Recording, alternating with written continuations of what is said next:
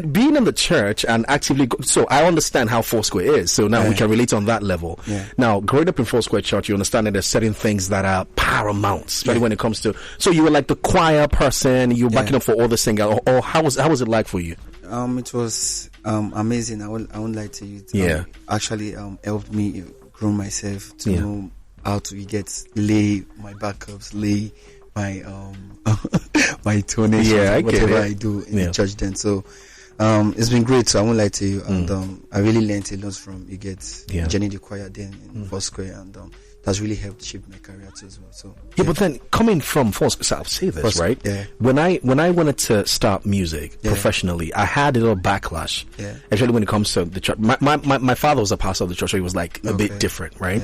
Yeah. And I wanted to chase this thing, and he always put in my mind, even my mom was like, you know what, you have to do gospel, you have to do gospel. Okay. How did you ever have that challenge? You are the choir guy, you're praising God on Sunday, and then you go to the studio on a weekday. Did you ever have that challenge from anybody at all in the church? Actually, I had no challenges then too, because my parents actually would give me the time to do whatever I wanted to do. Yeah. But they were just like, you have to go just work for God, you have to do this for God. So I was like, okay, I think I'll just have to do my choir part. This is where we are now. When you wrote your first song, did they hear it? No, actually, I won't lie to you, I already left the church already. I won't lie to you. Okay, you had left? Yes, I had left the church. So I was already on the street. Yeah. Going from one studio to the other just to make sure that, yes, I had to look for every means to just get my career going on at that moment then. Yeah. So you want to avoid saying this or what? Because I'm about to pry. So you said you left the church at some point. Yeah. What happened exactly? Was it because there was no support at the time for you, or you just felt like, you know what, I think it's time, let me go? I just felt like I just had to focus on what I wanted to do at that moment. So I needed to focus my energy on me being at the studio, me giving my time, like learning on how to record. And at that period, I just felt like the world needs to listen to Afrobeat, and that's what everybody listens to. Because when you sing something like, hey, Jesus is like, this boy too, Jesus thing. But I'm a Jesus boy though. Yeah. But they'll be like, this boy sings about, so I'm like, let me just give them what they want. And and your parents were like in full support? Yeah, my mom was in full support of me doing the music, and she was like, because she believed that yes, I could do the music too as well. So she was like, okay, FIDO, don't worry, go on. But my dad was the one like, this boy. This daddy were coming to this boy. But on the long run, he still supported me, and shout out to mommy and daddy. I mean, it's a beautiful thing to know that your parents actually have your back in your career. Sure. So now, leaving church from studio to studio, was your name always FIDO? Did we have something else? I've been FIDO since I was in secondary school. What's the formation of FIDO? That's like FIDO Dido. You know FIDO Dido? Yes. The 7-Up cartoon. Yes. So my maths teacher just saw me one day in class. I think that was the first time I went to the school. That was Gospel International School in Matogun. Okay. So it was like, who's this boy? So tiny and slim. This guy, you look like FIDO Dido. You know that's 7-Up. I'm like, that's how name just. And it's stuck with you. And I don't understand. So people run away from names some of those yabby names. Actually, I love the name. Accepted it. Yes, I love the name because people were like, they like the name. They're like FIDO. So my mom to be like, FIDO. Okay, shout out to me. So from that time, now you've moved into the streets. Yeah. And what did you ever find a studio where you actually love to work in, or rather, ply your craft in? Because I know one thing about upcoming artists at the time was that you're moving from studio to studio, and it feels very hard because nobody's actually wanting to give you that opportunity unless you drop some money. What were the challenges you faced while being on the streets, actively moving from studio to studio? Actually, it wasn't easy, but at that moment because I attended PFT Institute, so I had some of my guys that they had their studios.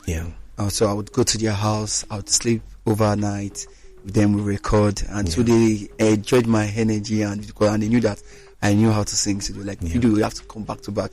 So I was always there. So it wasn't that hard for me. It wasn't really hard for me to record. But then the financial part of it, because the financial part for like the mixing part, that was where I had issues for maybe mixing. I had to get money. I have to call my mom and be, Mom, please, I need money. I would lie and be like, Mom, I have to buy something.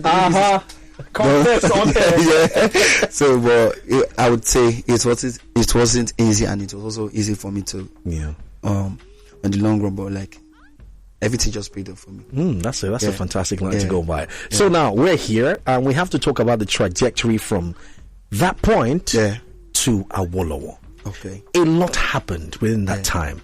Can you walk us through that journey for a second? Now you're recording with your friends. At what point did you sit back and this song came to you? And you have to tell us how it happened, because this song is legendary in Nigeria right now.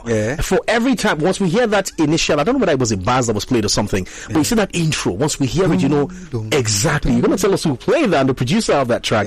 But let us know when that moment happened for you, when this song came. Yeah, the Awolowo moment was, I was already on the highland with my guys. So I had my guy, what's his name, 𝐼𝐍𝐿. That's my producer. He was one who produced Awolowo. Oh, shout out to 𝐼𝐍𝐿. I met with him, and the moment, I won't lie to you, I was on the, I was on the spiritual level. Like I say, it's divine. So we met. That was the first time we met, though. So I was in the studio. I was, like I said, on the spiritual level. As soon as he played the beat, the intro of the beat, I was like, hey, give me mic. I have to record this. It's not gonna skip me. And I started.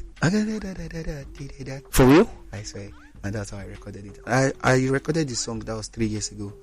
Yeah. So why did it take you so long to drop it? I mean, you already had hits. No, at that point, I had no team. I had nobody. I was just recording down. As if I knew in my mind that, okay, the time was near. So I was just recording the songs down that, okay, yes, I'm getting ready for this phase. And I know it's going to happen. I just had that belief that it was going to happen. So yes, and that's how I work. You are a man of faith, because for a song you did like this 3 years ago to come up now and start blowing up, it was the right time. It was the right time. So we're going to go on a very short break. When we come back, we're going to listen to another song. Now, this one is my favorite. Of all of it, it's my favorite. I think it's Nigerian favorite too. We talked about there's no joy in this studio. There's no woman here. It's all men. I don't know why. But anyway, if there was a Joy here and she's coming into the room, we say, okay, Joy is coming. That's like the weirdest analogy to use. Now Joy is here. Oh, no, Joy is here. Well, let's go on that break. When we come back, listen to Joy is coming, because we need to understand FIDO's journey to this point. And we have to also talk about who Olayemi is. We'll be back. I wouldn't say it happened quickly. I would say it happened at the right time. That doesn't mean that you don't have a base, right? Now, we've come all the way from Awolowo. I think we had Mr. Lover after them, which was a smash hit. Again, we really loved that track. But then we come down to Joy is Coming. You have to tell us about the song. Were you on a spiritual with this one, or was it just vibes and everything? No, everything I do is spiritual. Everything I do. Oh, you were on spiritual with this one too? Yes. Wow. I do spiritual and divine. Like, so the spirit leads to the divine. Let me see the spirit leads to the divine. You understand? So, Joy is Coming came after I released Mr. Lover. I think it was 2 weeks interval. I was in my music camp. So I was my producer, also a chook boy. So we came by, we were chilling together. So the moment he played the beat again, I just picked it too. Has it been that? Is it very fast for you? It's very fast for me. You just move on. That's how it is for me. When I get the beat actually takes me to where I want to go, and I get inspired and I just write my stuff. So like, sometimes it's just inbuilt. It just comes through. Yeah, I just record straight up. Because the way you sound is a lot different from what we've heard in time past. But I think one of the things actually for me, there's nothing really like different or special. Like special. That's what you think. That's what you think. No, to me, I'm special, right? But to me, I just see it like it's a normal thing for me. Like I just said, when the beat sometimes just takes me to the realm I want to be. My guy, it's not no, you can't just say it's a normal thing, because look at it for a second. I know to you, when you vibed on Awolowo, it sounded very okay. But that was a different feel. We've had things that are in the past, but not like this. This gave me, in fact, when I listen to that song, I feel very powerful. I feel like I have like $10 million in my account, right? And when I take out my headphones, I'm like, I still get like 10K. So like, it's like that, right? And then you get to Joy is Coming, and you had Nigeria on chokehold with this song for something you wrote when you were divinely inspired. I'm going to put it in that manner. So when the song popped, did you know that this was going to be a hit song, or were you just like, every song I make, I know it's always going to be a hit song? You're that confident? Yes. So like that means the numbers didn't even surprise you? With the numbers, I don't care about numbers. All I care is what my song is doing to the people that are listening to it. So if I'm number one, I won't be number one forever. So I don't really care about the number 1, 2, or 3. I don't care. What I just care about is what I'm passing through to the people, the messages I'm passing through in my music. And if people can connect with my music, that's giving me the most happiest and the most you get. Because I'm going to put most joyful. I will put you on the spot now, FIDO. When you dropped the song, was it before or after? You tweeted something on X where you said we're about to shake the chart or something like that. I've forgotten. No, at that moment, I wasn't the one handling my for real. Yes. Who in this room was handling it? It's nobody. He's not. Okay, he's not that guy. My former management. For real. Yeah, so you were not even the one that made that tweet. No. Most of those tweets aren't from me. Just from my former management. So there are so many things I need to correct. But that will be in the future. This is a very interesting conversation. Yeah. So now, because when people look at you, I will tell you what it is. I think it was the release of after you doing your EP. Yeah. People thought this guy is overconfident.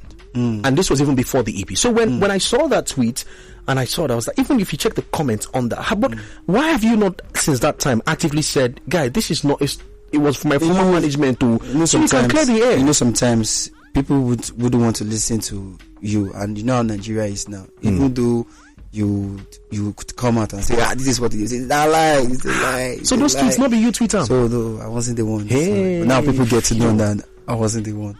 People say that lie. So you get. Sometimes I just feel like I don't need to even come out to tell anybody what it is or not. Yeah. So I know what it is. So if people can align with me and say, FIDO, like now me talking to you now, communicating with you now, you get to know that okay, yes, this is what it is and this is not what you get. Yeah. So well, it does free up my mind a bit. But talking about a man who knows what it is. Shout out to Kolade Dominates. I know you will know me to do, boy. He's here in the studio, ladies and gentlemen. I'm going to turn on the microphone for you. That's an industry icon. No? Katie, welcome. Welcome. Yeah, good, bro. So he gave like a very nice scoop. I talked to him about the tweet. There was a tweet he made last year. Was it last year? It was last year. That's where he said we're about to shake the charts or cross the charts, and people thought that was a very overconfident statement. They were like, "How many songs have you dropped that would make you this confident?" And then it turned out to be he wasn't even one that made those tweets. I mean, most of the time when you have, you're a superstar, you hire people, right? Certain people to handle certain things for you. And sometimes it's maybe your management team handling the Twitter handle, sometimes your Instagram page. So a lot of times it might not even be the superstar you're talking about. They actually put me to lots of problems, but now I'm trying to clear those problems. So does it also mean that this extends to a lot of other artists? Because we see some things, let's say an artist tweets something, that means it's not them. There's a chance that it might not even be the artist tweeting. This industry though. It is what it is. It's what it is. It's nice to have you in the studio, right? There's a lot to talk about. I'm sure that he has asked you a lot of questions. I'm going to talk. Let's take you back to your journey. I mean, the area that you grew up. Yeah, Matogun. That's Akute area, Ogun State. Sometimes, I mean, I remember I saw a clip that when you had 𝐜𝐿𝐿 and then you decided that you wanted to go back to that area. How did it feel? Say that you grew up from this particular area and then sometimes when you look at that area, maybe because I've been around that area, I've seen things. I've been to Akute very well. I've been to Matogun, all those areas, and there's a glimpse of hope, somewhere. But it's not very bright because you don't see it. And because if you look at the environment, it's either you make it or you don't make it. I swear. No, that's the truth. But that feeling, knowing that you came out of that place and then you were able to, I mean, you went back, you saw all of that. How did it make you feel? It made me feel grateful to God that if I can come out from Matogun and achieve what I have achieved. So I need to go there and let people know that yes, they can also do the same too as well. So I just had to go there and appreciate everybody that's been supporting me from my hood too as well. Because I had so many supporters. Many people knew I could sing too back then in Matogun. So I had to go back and appreciate what they've been doing for me, the support, the love they've been showing towards Mr. FIDO. And likewise, they are my first fans. Yes. I had even before I even came into the limelight. So I just had to go back to appreciate and I mean, seeing your person, what you see is a very calm, very easy person. I told you, innit? Right? Someone who probably doesn't want trouble. Exactly. Someone from your the way you're expressing yourself is straightforward. Well, no. I'm being honest, right? I'm being honest. A lot of people would take that differently. In terms of what they see, the persona that they see is kind of different from the kind of person that you are meeting. When I said it, it's just a music game. You just have to give them what they want to see. Yes. Yeah. So I already had the idea that these people, they want to see something different. They want to see something crazy. So let me give them what is crazy. I'm a cool guy. I'm a calm guy. But when it's time for craziness, you just make sure that it's available. But doesn't that get you in trouble? Because I remember you went to perform at a particular place. You go tell the story yourself. What really happened that day? Kenya, right? Exactly. What happened in Kenya? What happened was that a Nigerian promoter got me his show at Kenya, not knowing before that time, not knowing that it was my former management that pushed the show to my new manager. Wow. He never told me. So we got to Kenya. The first day I was supposed to perform, they said council came and they cancelled the show. So the second day I was to go to Nairobi to perform. So the second day came, I went to Nairobi and it was time for the show. The organizer messaged my manager and said nobody was at the show, so I should not come anymore. Nobody was at the show. So I was with some Kenyan people, and they were like, no, FIDO, they can't say that. You would come to Kenya and say you won't do any show. It's a lie. You have to go to that location. Yes. And you take your evidence so that when it comes now in the future that you understand. And you did not pull up. You did not pull up. So we went there. Even at that period, I had to even book Uber because the organizer had done so many. I don't want to start saying all the things he has done. So we booked Uber. We went to the location and we found out that people were there. So at that period, the guy was already performing. That guy I went to meet on stage. Yes. And at that moment, I was supposed to go to Ghana too because I had a show too in Ghana. And my flight was 2 hours interval to that time. So I was like, why all these people, they do all this pattern? Because I never even knew that it was a planned work at that period. Until when I went to stage, I was like, I need to take the mic and talk to the fans and let them know this was what has been happening and this was what the organizer told me. So when we went down was because even the guy that was performing was a Nigerian guy. Yes. Yeah. So it's not like, guy, please just give me time. I won't follow fans talk. Let me just talk to them and address the issue to them so I can leave this place because I have somewhere else to. I can't miss my flight. The moment I told the guy was like, no, you can't stop my performance. What kind of nonsense is that? And I'm like, guy, no verse. So that's why I just went there like, no verse. Make I just follow these people talk. That's how they switched it up and like, if you do go, I go there. Because I was actually the star to come there because when you look at the picture at the back, you see my picture. So I was like, let me just do and you get. That's how they just twisted the situation up and saying, if you do this, if you do that, if you do this, how will he go down? How will he need that for someone on stage, begging for him to perform? Like, you don't even know what happened. Yeah, just saying. So I had to know that this was a planned work with my former management. And why would my former management do that? They themselves told me they don't want to work with me anymore because I asked for my report, Awolowo report. There's evidence for this. It's clear. I can show you now. And I was like, give me my Awolowo report. And they said, this and that, you know what, I'm going to stop whatever business we have with 𝐒𝐿, I'm going to cancel it, I'm not working with you. And that's how, because you asked for something that was actually yours. I was going to ask, initially when you guys started working, did you have a signed agreement on? We never had any agreement signed. I had no contract signed. So because I'm this type of person that I do trust people a lot. And the way we met, it was even through my producer. I met these guys. The guy that produced Awolowo, because they were both sleeping on the floor at Johnson's record. So the guy was not like, he asked one guy that is good though. Let us link up with this guy. You can record this guy. We can make it from this place and leave this place. That's how I met with them. So the moment they saw the money coming, they switched up. Wow. So even up until now, do you have access to Awolowo? No, I've not even made a dime from Awolowo till now. This is 9 years. August, we released Awolowo August 8th. Yes, it has completed a year. So already. Now, but have you tried moving it? Because I know currently you're signed. I signed a license deal with Awolowo, no, with 𝐒𝐿. Only Awolowo. Just Awolowo. With 𝐒𝐿, yeah. Okay. So, on the long run, when my former management started this year, you get back and forth with me. So I think the 𝐒𝐿 people, the UK guys, they already knew that there was something going happening. So they were aligning with the former management too. So they were also trying to play me. When I released Joy Is Coming, people were like, FIDO, your song went down 7 times. What happened? People said People said I was doing stream farming, this and that. They didn't know that it was the former management that was trying to taking it down because they were threatening me that they had to send them the song. Because let me break it down. I have to let the world know what was happening. Yes, I have to say it now. What happened was that after Awolowo, I was supposed to push for EP.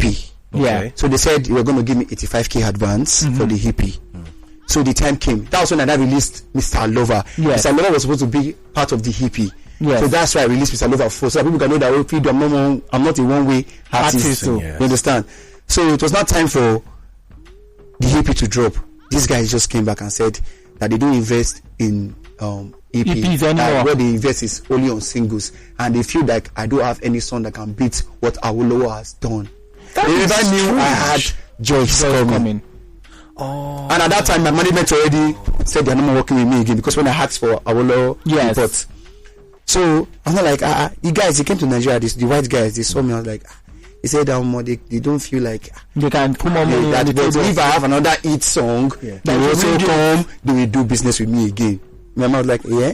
I was like, oh, I'm not more interested anymore. They're like, okay, I'm more interested too. And they sent me a termination contract. I signed. I sent it to the former management. He signed. His name is Caleb, and we sent it back to them. And that was it. And I released 𝐻𝐿𝐻𝐶𝐿. He just came back that 𝐻𝐿𝐻𝐻𝐿 is their song, because they told me that they don't want to invest in EP. That what they want to invest in single.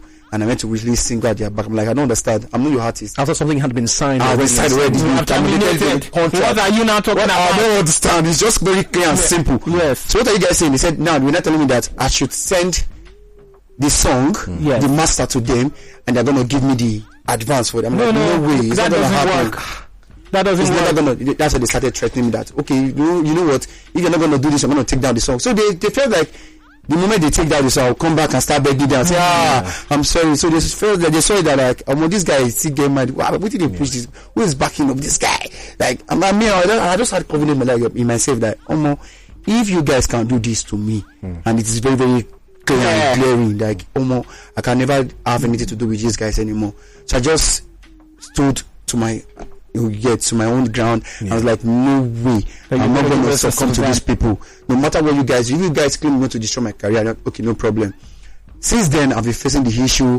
That's when you would see online people start saying FIDO is this, FIDO is that. You want pushing that narratives out there online. So I went to London. I came on live. Yes. So I spoke about that. If anybody tell you guys say, them discover me. Now God discover me. Yes, what made me came online was because I saw online that somebody, these guys went on Google everywhere. I don't know whatever they did. Yes. Said that they groomed me. They gave me the name FIDO. They made me who I was today. So I was like, so that's why I was not like, no way. What is this? That's why I came on live and said, anybody will tell now say, now them discover me. Now lie you. Now God discover me. The moment I said that, the Caleb just came to Twitter and said, FIDO, because I never even mentioned his name. I just said my own piece, and now perceive thief. So you don't get on. He just came and was like, FIDO this, FIDO that. Before you know, every influencer on Twitter started talking about FIDO is an ungrateful man. So he also brought out chat when I was always talking to him, say, my boss, if you can help me market my music, God will bless you. So now you're taking things out of context now. So they started pushing down the narratives about me that people should just see me and be like, FIDO is someone they can't work with. So to me, I was not like, what did I do these guys? Like, I was transparent with you guys. Even when I was with you guys took all my advance from me. The advance even 𝐒𝐿𝐻𝐻𝐿 gave me for 𝐻𝐻𝐿𝐻. You guys took 70% of it. So what are we talking about? When I say 70%, what am I saying? They took 95%. They just gave me only like 1.5 million naira out of $20,000. This is like, this is the first time I'm saying this here, right? Yeah. And it's true. There's facts to all this I'm saying. And what is your legal team doing as no. Because that part of this conversation, really, I'd like to analyze it in this way. If we have evidence right now for us to get 𝐻𝐻𝐿𝐻 back, do you understand? And all we need to do is for our legal team to come to the table and say, this contract has already been terminated. This and this stands here. The new partnership that you have with Empire, do you understand? Shout out to MK. All these people should come on board and get whatever. We're working on that already. Like we're working on putting the situation on board already now. Yes. And what stopped whatever progress I was supposed to make because of these issues I was having. Yeah, obviously. People never knew. That was what I was facing. People were like, this boy, this. They never knew what I was facing. That was the narrative people believed about you. Okay, even something happened recently. Yemoli posted on his snap saying, "Fuck FIDO." Yeah. I just woke up. People started saying language on the radio. Sorry. I'm just trying to explain what happened. Yeah. So the moment I saw it, actually we spoke. He called me. And I'm like, bros, what did I do you? The first time I met you, I gave you an handshake, but your response to me was somehow. Second time I met you, same thing, but to me I was like, as far as I don't have any business with you or issue with you, so me, I'm free, I'm cool. And so it was not like there was a time when he posted my music that I just replied fire and again that so he came back one time, he wanted to give me a show at Bay Rock and he realized that I already unfollowed him. I was like, me? So I was like, so I now I had to recollect to know that those my former management were the one doing all those stuffs online. So I still got to know that there were some tweets that those guys were retweeting. Yes, fans would retweet. They were not retweeting it. People now thought I was the one doing it, not knowing that they were the one. So I was not like, what was their plan? Like, because they again, that's why a lot of times when they always say these things, when you get into the music business, you need to also be careful. Very careful, please. The kind of people that you do business with. Yes. Also be very careful of the kind of team members that you have. Yes, let me tell you something today. Since Awolowo till date, every money I've been making was from the show I get. Not even from the songs. I've gotten no time. Only since when I transferred now to Empire. Yes. Things has been going smoothly. But since last year August till when I transferred to Empire, I've gotten no time. Only what about shows. Joyce coming? Joy is coming now as we transferred now, right? Yeah. But the money for Joy is coming before we transferred to Empire. I've not gotten it yet. Because the other outfits, they are claiming that the record belongs to them. So automatically they duplicated my song.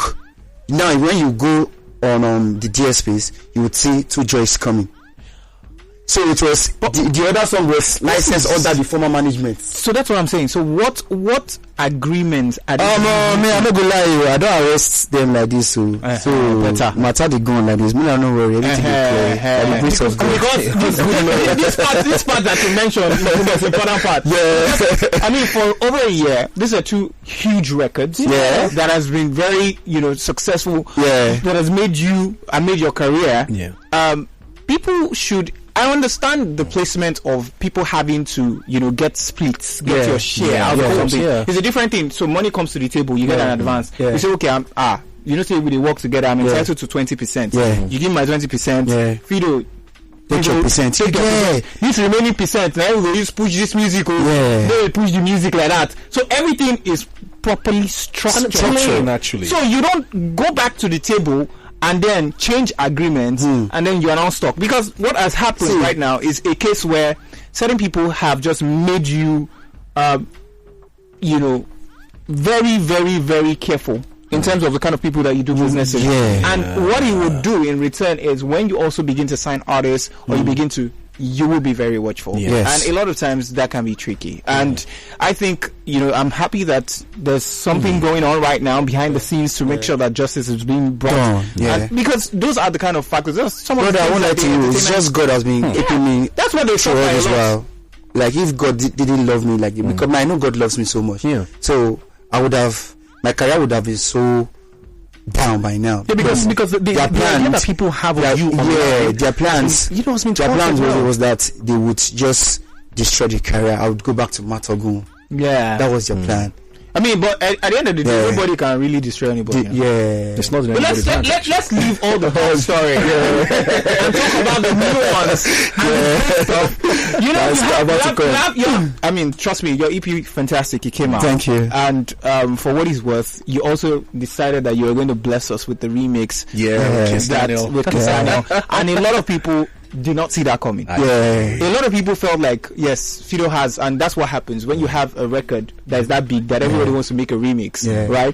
You make the people just post their versions online, and sometimes you might never get it. So I want to ask you, are there other remixes of Awolowo that didn't make it to the EP? I'm sorry, of Joyce Coming. That didn't make it to the EP. No. There was just this one. Kiss Daniel. Wow. Yeah. Okay. Now the other question to that is, which person, which, I mean, this is the space, right? Yeah. Which person wanted to be on 𝐼𝐍𝐼𝐍 remix? I'm sorry, on Joy's coming. I don't know why I keep mixing. Actually, it was Kiss Daniel, because he came. He was like, "My boy, FIDO, I love that song. Joy's coming. Let me jump on. It's gonna be a great hit." I was like, boss, FIDO the greatest. Please jump on it. And he was like, "Send me the song." I sent it to him, and he did it. I was like, "Wow, amazing!" And beautiful. I'm happy that that's the beautiful part of it. Are we gonna get a music video for that one? Sure, me and Kiss. Sure, very sad thing.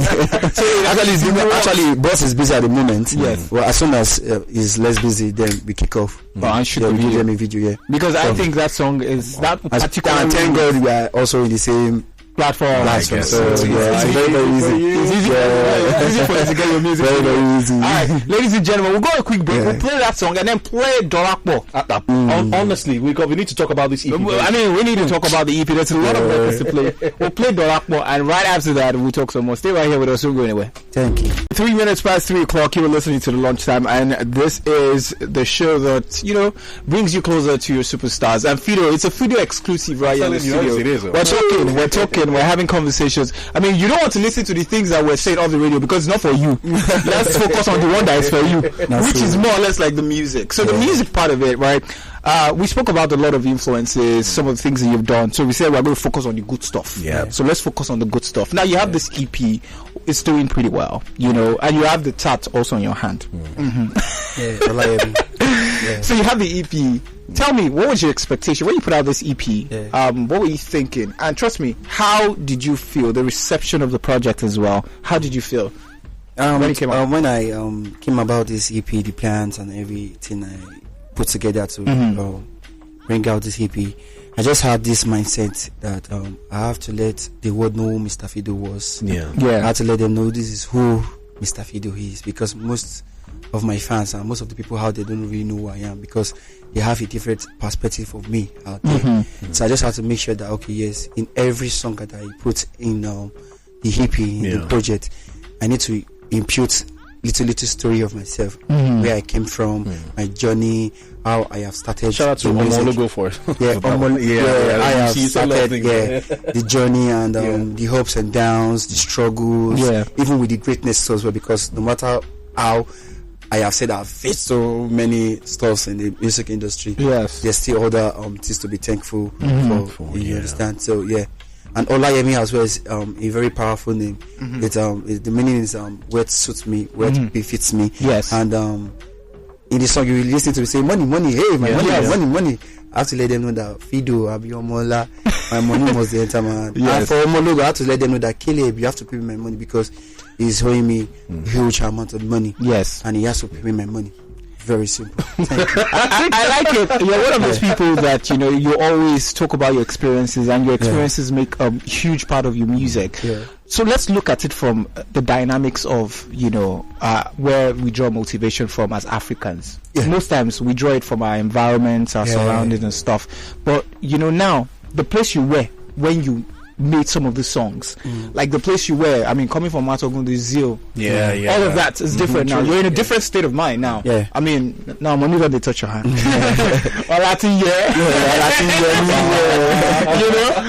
touch your hand now. So the environment is different. I'd like to ask you, what are those things that you look forward to, right now? I mean, this is like your officially second year in the industry? No, still my first year. Just completing a year. August was 2024. So it's just a year. So you're moving gradually. After August, they will say you're crossing to your second year in the industry. So now, projections, what are we looking forward to? 2025, 26. Like, for example, this year, do we have a FIDO concert? We want to. I'd like to know, for people who probably will enjoy the music of FIDO, what FIDO does, who enjoys the brand. Do we have a personal concert for FIDO? Yeah, sure. There'll be a concert coming. I can't say the exact date. But me and my team are working towards that, and I'm looking forward to also tap into that international space.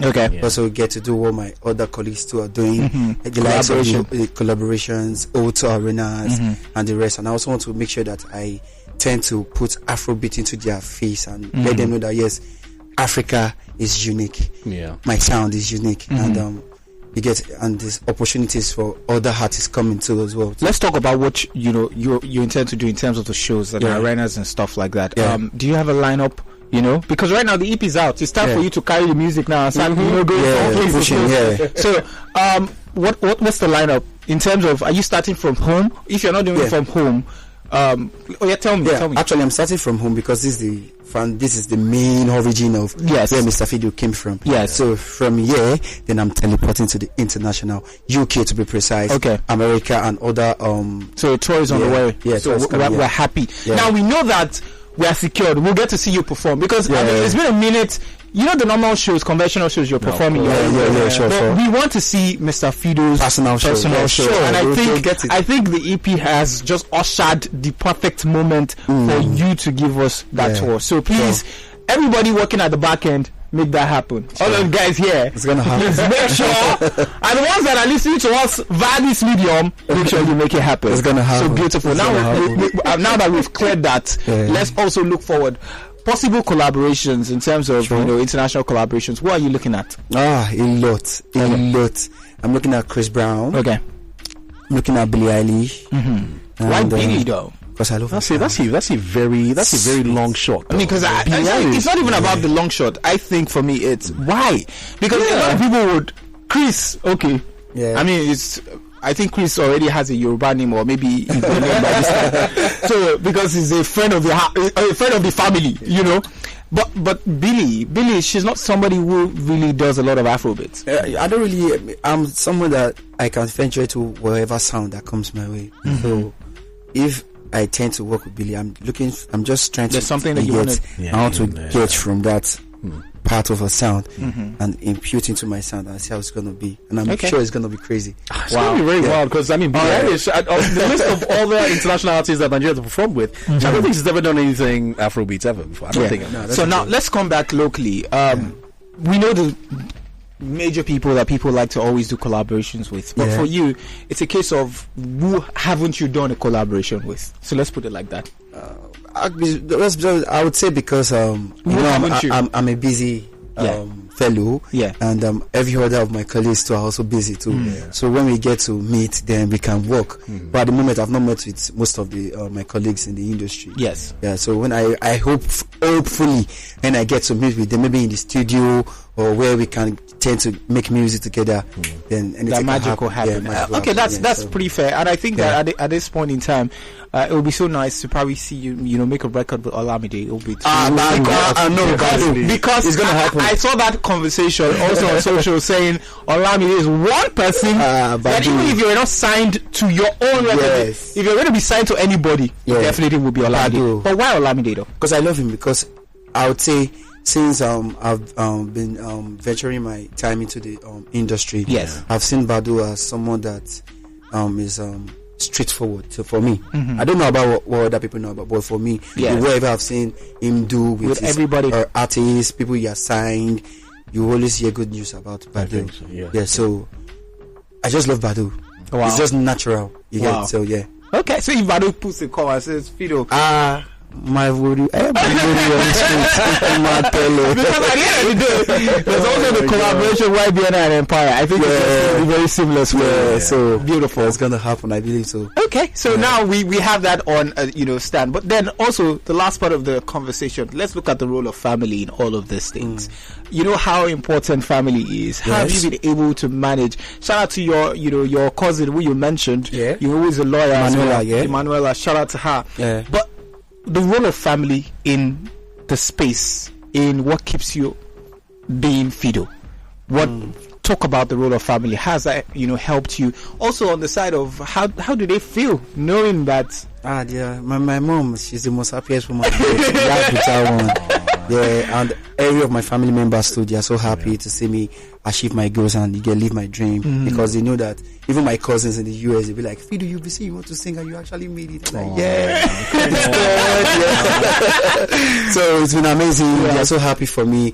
And likewise, I would say my mom has been the best woman in my life because she always supported me. She gave me everything I needed just to become who I was today. And God bless you, Mama School. Thank you.